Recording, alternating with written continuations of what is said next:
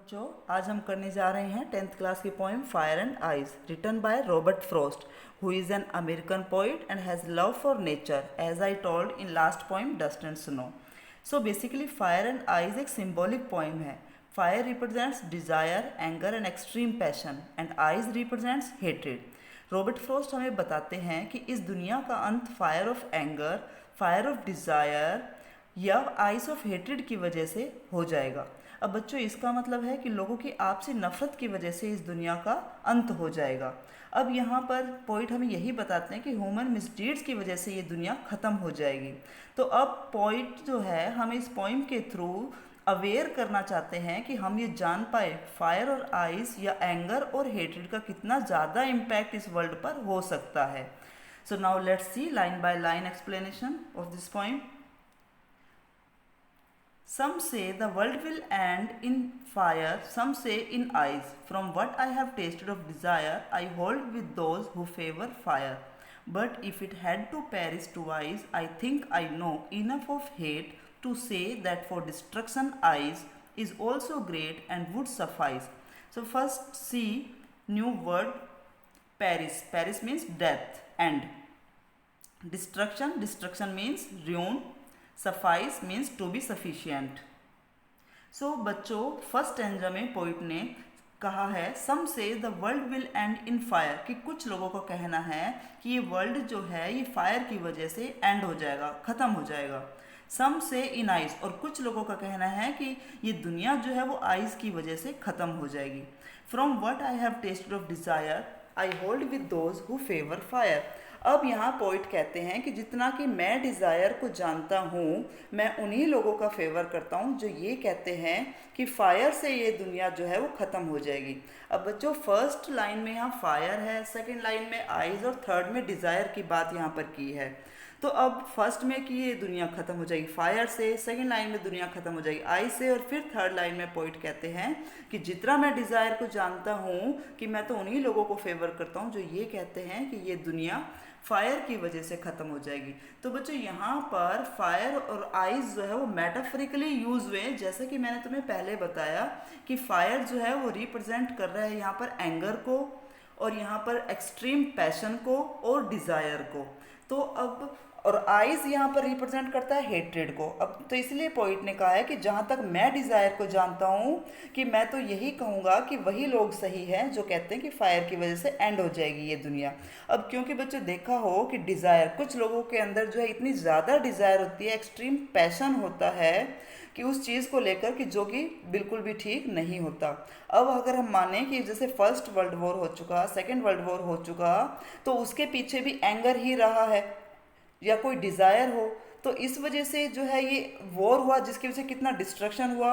और अगर हम बात करें डिज़ायर की, तो जैसे कि हिटलर थे, उनको डिज़ायर किस चीज़ की थी? पावर की, जिसकी वजह से अब डिज़ायर ऑफ पावर थी उनको, तो उसकी वजह से वॉर हुआ और वॉर में जो है निर्दोष लोगों की जो है जानें गई।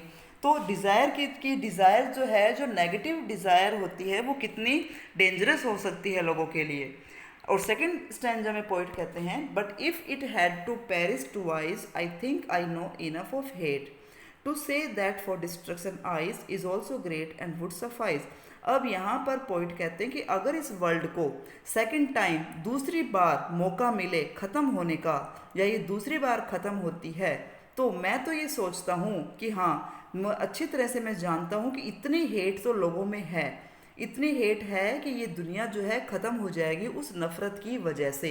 तो यहाँ पर बच्चों हेट जो है वो रिप्रेजेंट, जो आइस जो है वो रिप्रेजेंट करता है हेट को। तो अब यहाँ पर आइस, जैसे कि आइस को जो है यहाँ पर माना गया है एक साइलेंट किलर, कि वो साइलेंट किलर होता है जो धीरे धीरे जो है वो ख़त्म करता है। और यहाँ फायर जो है फर्स्ट स्टैंजा में वो है रैपिड डिस्ट्रक्शन के लिए जाना गया, कि अगर हम आग में किसी भी चीज़ को डाल दें तो वो तुरंत जो है जल के ख़त्म हो जाएगी।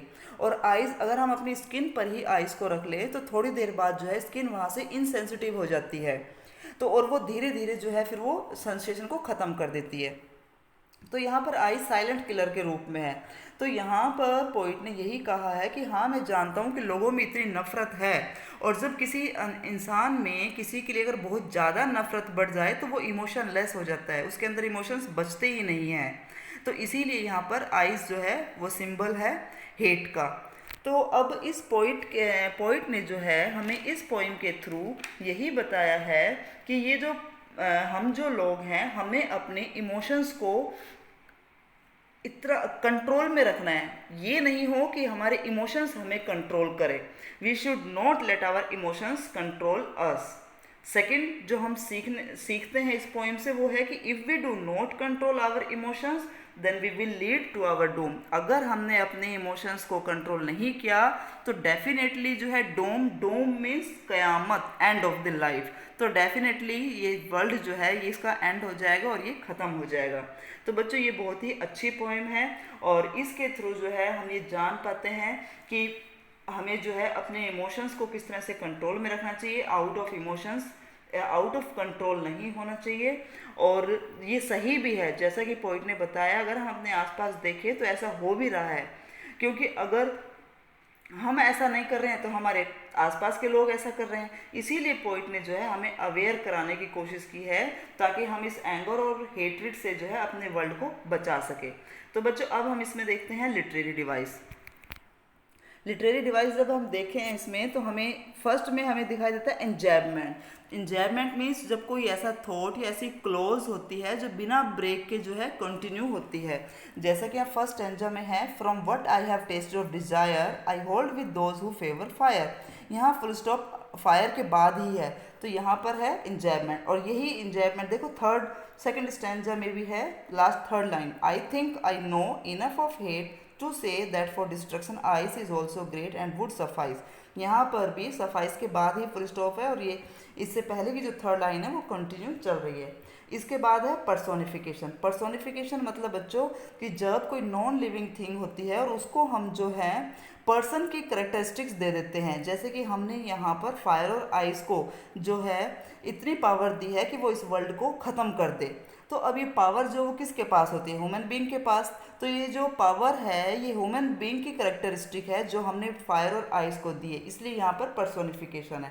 थर्ड है एलिट्रेशन। एलिट्रेशन मीन्स जब सेम लेटर से वर्ड शुरू होता है, जैसे कि सम और से दोनों ही एस लेटर से शुरू हुआ है।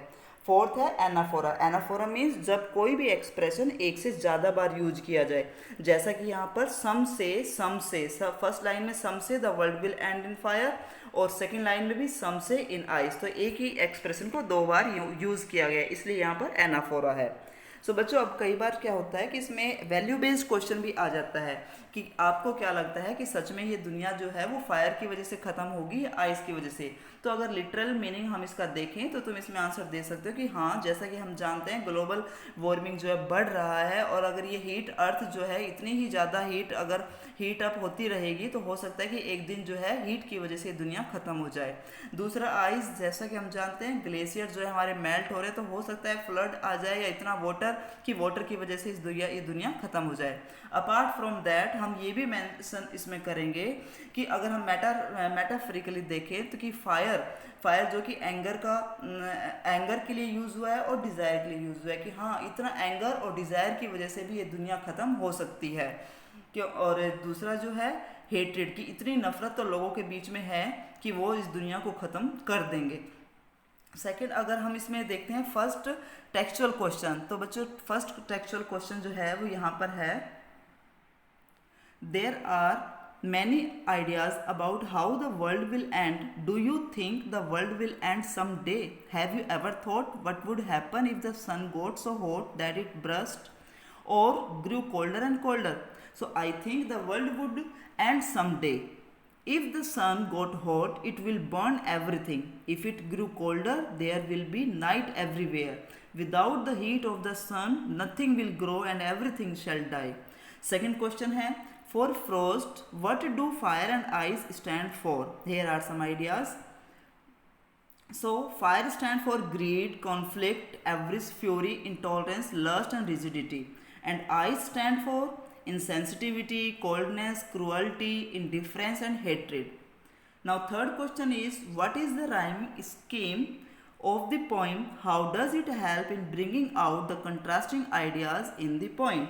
So third answer is, the rhyme scheme of the poem is A B A B C B C B. The rhyming words are fire and desire, eyes to eyes suffice and hate and great. Thus rhyming scheme begins out the contrast between the fire of desire and the eyes of hate, both of which are sufficient to bring about the end of the world. कि जो fire है वो desire को represent करती है और eyes जो है वो हेट को रिप्रेजेंट करती है। दोनों ही चीज़ें जो है सफिशिएंट है इस वर्ल्ड को ख़त्म करने के लिए।